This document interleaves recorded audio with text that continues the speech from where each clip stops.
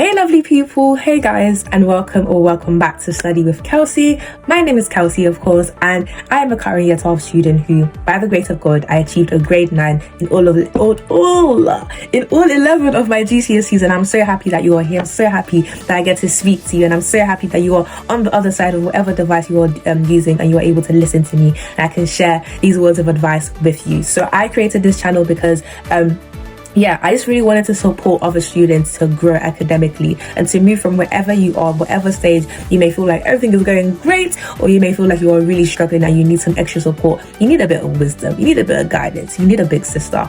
I'm here to do to give and to be all of those things to the best of my ability. So you're so welcome. If you're somebody who is ambitious, you have a lot of academic goals, but you need help to actually get there, you're in the right place. Welcome to Study with Kelsey, and today we're getting a bit serious. I say we're getting a bit serious, and then I go on to act like a little kid, but we are getting a bit serious because today we're going to be talking about vision, academic goals, and how to actually achieve them.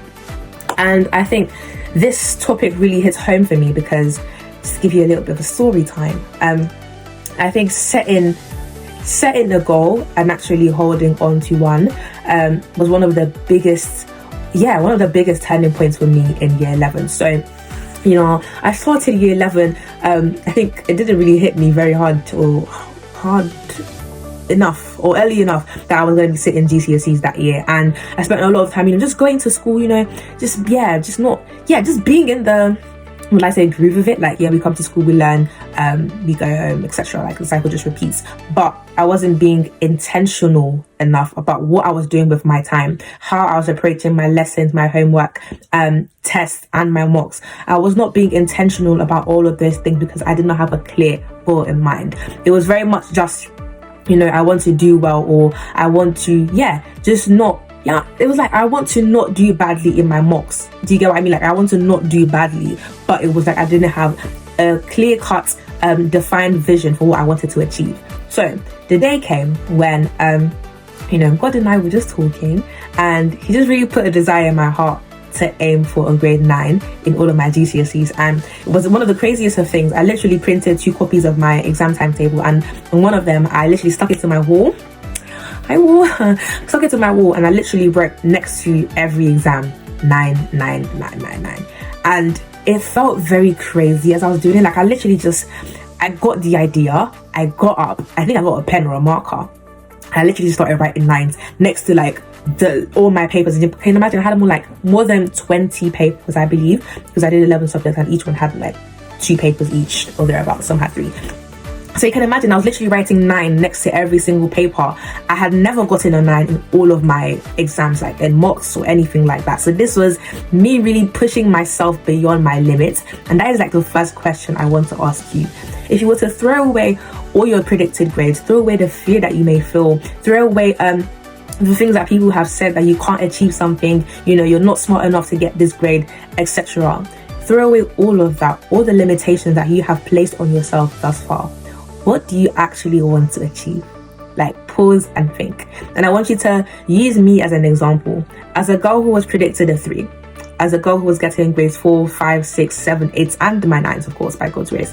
But I want you to use me as your example. I had never gotten all 9s before. I had my struggles, I had my weaknesses. Subjects like English language and literature that were literally about to blow up my mind. Subjects like physics that no hate to people that love physics, of course, but yeah, I had my share of difficulty, I had my share of anxiety, feeling like the exams are so close and I don't have enough revision resources, and I don't even have a revision timetable, and my mates are revising 12 hours a day and I'm just not doing half of that. I get it. Use me as an example. Look at me right now. What do you genuinely want to achieve? I want you to think, throw away all your fears and your doubts and your questions and, the most recent grade. And I want you to think, what do I genuinely want to achieve? What result do I want to open my report card to see on results day for my GCSEs? I want you to see it. Do you have a picture in your mind? Now hold on to that and write it down. Because our next point is, did I even say what we're talking about today? We're talking about vision. We're talking about how to set those goals, but also the practical actions and steps that we need to be taken to achieve them.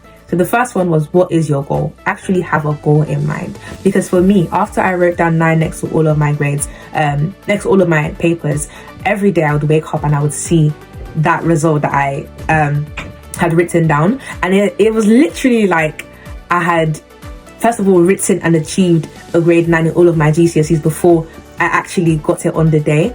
And it really just built in me so much assurance because, you know, I had, first of all, been reminded by it visually. I had prayed over it constantly. And then the day of my results came, and I'll link my results reaction day video to this video as well, so you can go and watch that and be encouraged. But I had a vision in mind. And then the next thing I had to do was, of course, build the confidence. Because like I said, I had not achieved that before. And I was in a state of disaster at some point in year 11 where I lacked the resources, I lacked the consistency, and I just really needed help. And in that time, of course, I had already made up my mind that I wanted to get all 9s, but my habits were not reflecting all 9s, like a student who was going to get all 9s.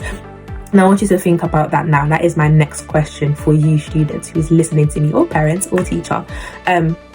You have now, or you should have now, if you reflected on what I said, you should now have a picture of the result that you want to get that will make you happy, the you that you want to see that will make you happy. So now that you have your future in mind, I want you to ask yourself, what does current you need to look like, need to be doing in order for you to actually get to future you? The you that makes you happy, the you that will make you so like proud and grateful. How can you actually get there? And what does current you need to be doing in order for you to get there? I'm going to repeat that. Hopefully say it in a simpler way, because it's like, Kelsey, what are you saying? Okay.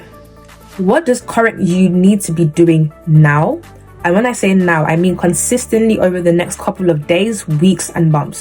What is your next best move in order for you to achieve the grades that you so eagerly desire? That is your next step. That is your next question. And that was the question that I had to ask myself as well in year 11 around March time, because that's when I set my goal of getting all 9s.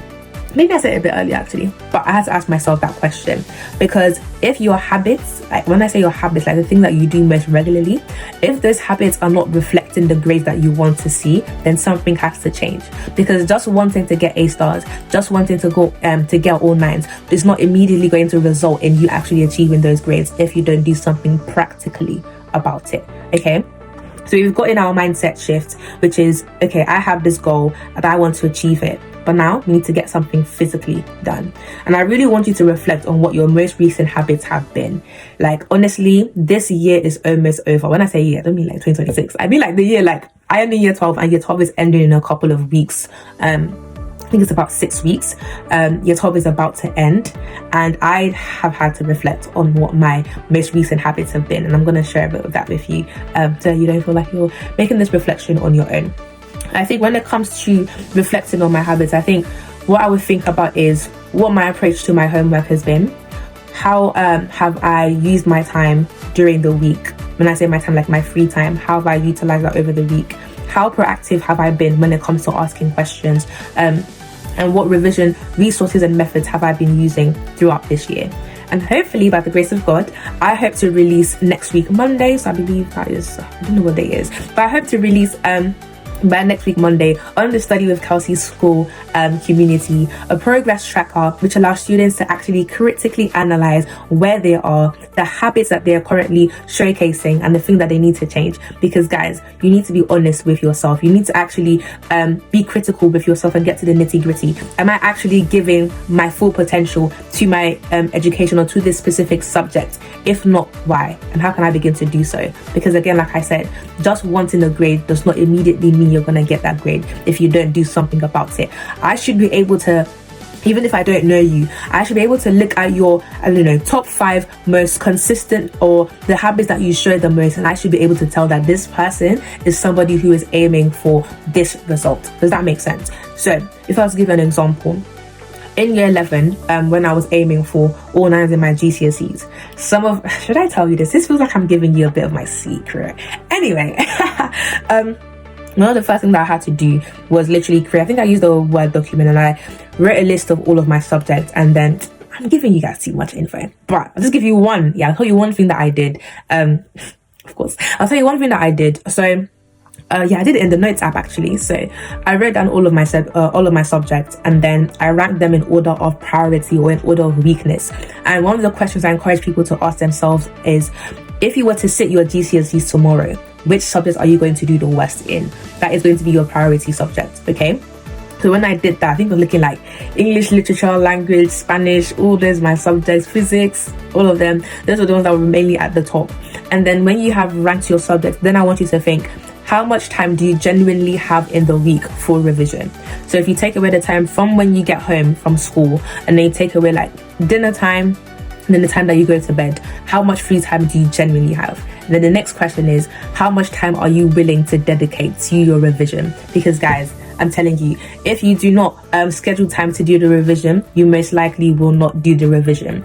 And again, I really want you to be vision minded and not just relying on willpower. I like to call it vision power, not willpower. And so why am I saying vision power, willpower, like all this power? One of the reasons why I'm saying that is linked to what I said about creating time for things. I have a lovely counselor who once told me that yeah, you will create time for the things that are important to you. So I'm encouraging you, if you really have those grades that you are looking towards achieving that may look a bit different to where you currently are, create time and schedule time for revision. And when you schedule time for revision, I want you to be firm and be strict with yourself to make sure that you meet that time. And one of the ways that you can do that is by being vision minded and not relying on willpower. Things will come up, and I think one of the best things that you can do to help yourself and really protect your revision time is letting those people in your life, your family, your friends, let them know about the times that you are going to spend on revision, but also make sure that you are creating out time for other people as well, so that it can be balanced. And what I mean by that is, let's say I'm planning to revise from 5:30 till 6:30, and I let my parents know that, guys, please, like in a polite way, I would like to revise this subject within this hour. But then of course I will now create time by 8 o'clock later in the evening for about 20 minutes to spend with my family, to do chores, to talk to them, to listen. So do you see how, because I have a goal in mind, which is to achieve a grade 9 in all of my GCSEs, and I think you also have to break down your goals. Like, of course, achieve a grade 9 in all of your GCSEs is your overall desire or goal, but I think breaking that down into simpler simpler mini goals that are going to help you to achieve your overall goal. So for example, using myself, achieve a grade 9 in all of my GCSEs, correct, but then that also means I have to work on my